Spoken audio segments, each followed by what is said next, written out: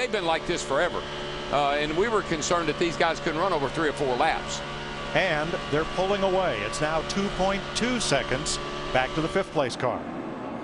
Yeah, they're a good 1/10 to 2/10 faster than this group, but you can see how this group keeps mixing it up.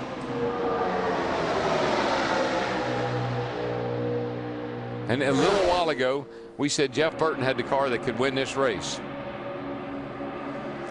2 laps to go. Here are the 2 packs of lead lap cars. On the left, the leaders: Ryan Newman, Denny Hamlin, Kurt Busch, Jamie McMurray. And on the right of your screen, Jimmy Johnson, Greg Biffle, Jeff Gordon, Kevin Harvick, Burton, and Boyer. What this second group has got to do is they've got to stay hooked up. So if this front group starts to race each other going down the back straightaway, they will maybe be able to catch them before they get to the start-finish line. Denny Hamlin has been stuck like glue to the back bumper of Ryan Newman. Well, he's starting to look like he either needs some air or he's getting a little antsy. Darrell's a lap and a half to go. How antsy would you be? I'd be all over the place just like he is. I'd be juking. Tell you what, though, flag right here. Coming to the white flag. No pressure out the back. Remember, it will happen if they're going to make the move on the back straightaway. Hamlin locked on to Newman. Kurt Busch with Jamie Mack through turn 1 for the final time.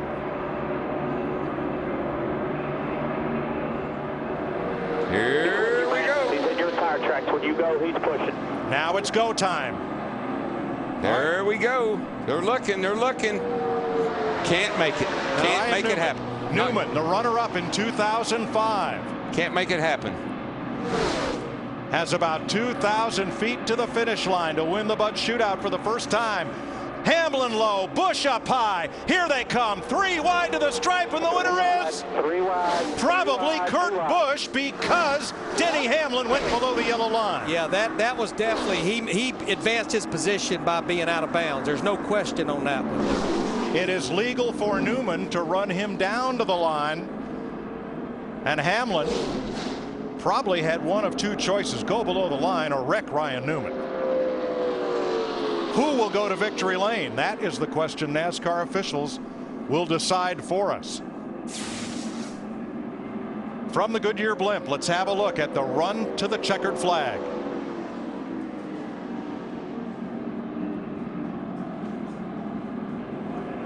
I mean, he is all the way below the line. The question is, would they deem that coming to the checkered flag and game on? And I've always thought on the last lap, when you can see the checkered flag, you do what you got to do. Well, the line is still a line, but Darrell, does Hamlin get the lead before he goes below the yellow line? If so, he may be the race winner. Yeah, it's hard to say about that. And McMurray, he never came off the rear bumper of Kurt Busch in that 22 car. Kurt Busch has won the Budweiser Shootout. That would have been my call, but I'm you know, you never know.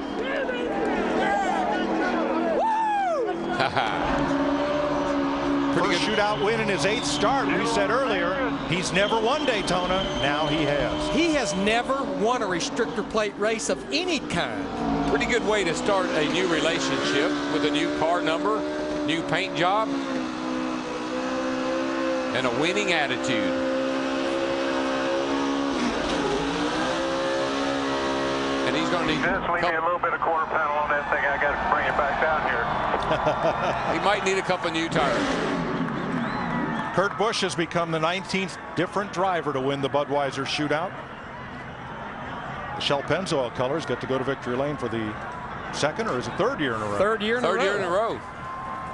They went with Kevin Harvick the last 2 years, and Kurt Busch from Las Vegas, Nevada, a past Sprint Cup champion, still driving for Roger Penske, but out of the blue deuce and into the yellow 22, has won the Budweiser Shootout in a finish they will talk about for a while. Jamie McMurray is 2nd. Ryan Newman is 3rd. 4th unofficially Jimmy Johnson, and 5th is Greg Biffle. And what will happen with Denny Hamlin, I'm sure he will be placed the last car on the lead lap. Let's have another look at it. Watch Hamlin's move on Newman. Yeah, I think Newman just really thought he had it won, and he really didn't protect that bottom good enough. And it cost him dearly. I believe if he'd have stayed down on that yellow line coming off of 4, Hamlin would have pushed him to the victory, but he left enough room down there that Hamlin was able to get his nose under him. For the first time in the 33-year history of the Budweiser Shootout, a Dodge will drive into victory lane.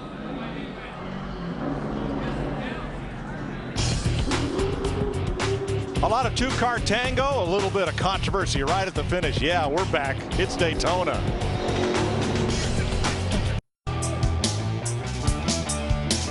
Kurt Busch is the surprise winner of the Budweiser Shootout, driving Roger Penske's Shell Pennzoil Dodge into victory lane.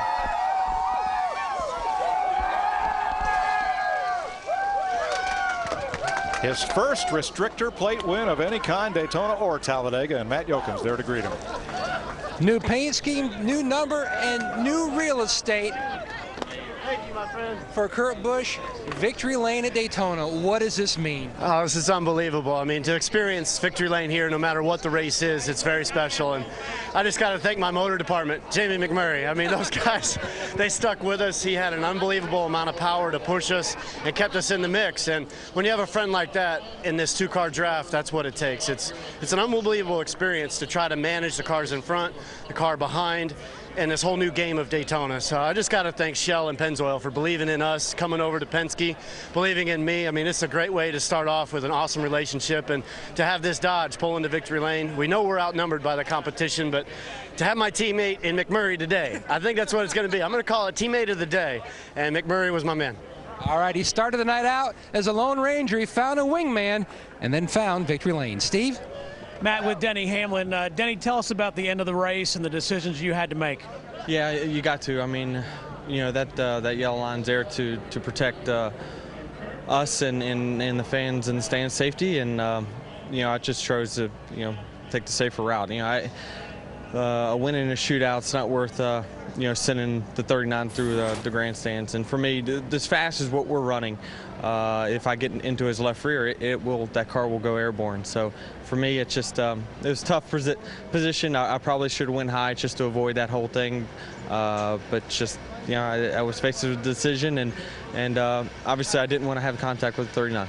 Thank you, Denny. Denny, are the two-car tandems an acceptable way? Here's a look at it as they came to the line. Hamlin has position on the 39 of Ryan Newman, but not enough racetrack to complete the pass inbounds, and ends up at the tail end of the lead lap. So, Darrell, did Ryan Newman hold the lead too long? Are we back to where the leader's a sitting duck on the last lap at Daytona? I think it's the same thing that happened to Jamie McMurray at Talladega last year. He was convinced they were going to go around him on the outside. I think he moved up just that little bit to try to make them go high, go around him. When he did, the 11 chose to go underneath him. Looked to me like the 11 could have forced him up. They were side by side and avoided going below that yellow line, but he chose not to. But I got to tell you, this was exciting. Yes. It was intriguing. It was interesting. I can't wait for 500 miles of this stuff. Almost 3 times the amount, but pretty impressed that even though one's a Dodge and one's a Chevrolet, that they had a plan. Roughly 5 laps to go, and they stuck to it. Kurt Busch in that one car. And as you said, Mike, Kurt gets his first win at a restrictor plate racetrack. Yeah, great win for Kurt, and the only Dodge in this field. There'll be 4 of them entered in the Daytona 500, qualifying tomorrow in the Great American Race. A week from tomorrow right here on Fox. And Chris, well, we've got the first checkered flag of the season, and we're off and running, and can't wait for next Sunday. Yeah, smitten with speed and yes. a lot of wrecks. And, you know, they talked about Jamie McMurray, last year's Daytona 500 winner, led just 2 laps. That was the fewest of any winner. Kurt Busch only led 3 laps tonight, and he's a guy who's finished in the Daytona 500 second 3 times in his career. What did we see tonight, Jeff? With a longer race, obviously, strategy-wise, that we'll see play out a week from Sunday. These guys better be going to the gym between now and next week, because they're going to have to get their workout done, because this is going to be a tough 500-mile race. You saw how hard they had to work all night long to keep their cars up toward the front. And this is what we're going to be seeing, I think, all during this 500 miles. You can't rest at all. These drivers are going to be put to the maximum test.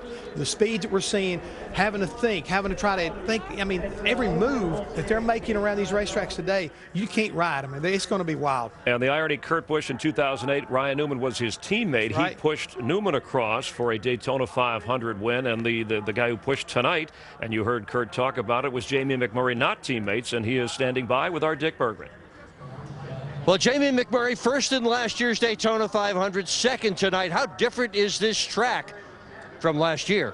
Well, the racing's a lot different. It's I hope it was exciting to watch because it's so much different than what we've had before. But I had a really good time tonight. I was happy for Johnny Morris is here from Bass Pro Shops, and obviously McDonald's and LiftMaster first race with us. So that was a great way to perform for them. I wish I could have pushed a Chevrolet to the front. Kurt and I are really good friends, though, away from the racetrack. We live just a block or so from each other. And once Juan got wrecked, I came on the radio and I told Lauren, my spotter, I was like, listen, I said, Matt Kenseth or Kurt Busch will be the next two most loyal guys out here to me. So it just worked out that I got behind Kurt, and I don't think he had a very fast car, but we put ourselves in the right position right there at the end to win it for him. So I'm really happy for him. Congratulations, job well done. Thank you. Well, we heard the phrase, we knew that would happen. So is there anything you could have or would have done differently in that closing lap? Well, I knew I was a sitting duck, and I wish it would have been just a two-car battle instead of a four-car battle, but that's selfish of me. So I want to thank Wix, first of all, for the opportunity and coming here to sponsor us for this race, and everybody from Chevrolet and everybody else. But I didn't know what to expect other than the fact that I knew it was going to happen off of 4, and I didn't know if he was going to go high or low, and I didn't know which way, if I was going the right way, pointing in the right direction, the 22 and the 1 were going to go. So it's a unique race, and I'm glad we got back to the finish line in the way we did. That's probably the least scratched car we've ever had at a super speedway in my history at Stewart Haas Racing. So he's taking a positive out of this tonight.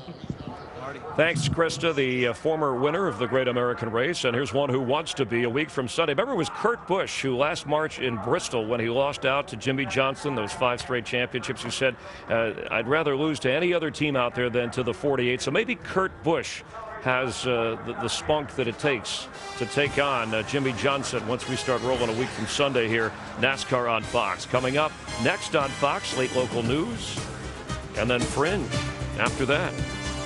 Tomorrow, don't forget, our front row will be set. The poll tonight, by the way, Dale Earnhardt Jr. last year, he finished second of the Daytona 500. And then a week from tomorrow, the start time, noon Eastern, the pre-race program delivered by Pizza Hut. A lot of fun for you there as we get you ready for the Daytona 500, the running of the Great American Race. And tonight, it was exciting with a record number of lead changes, 28 total. And Dale Earnhardt Jr. got wrecked out early, said it may look crazy, but it was fun out there, and called it a new style of racing, that's for sure. He definitely is, but he did say he had fun. That's what's more important than anything else. Jeff Burton led the most laps at 32, but in the end, it was Kurt Busch winning the 33rd running of the Budweiser Shootout.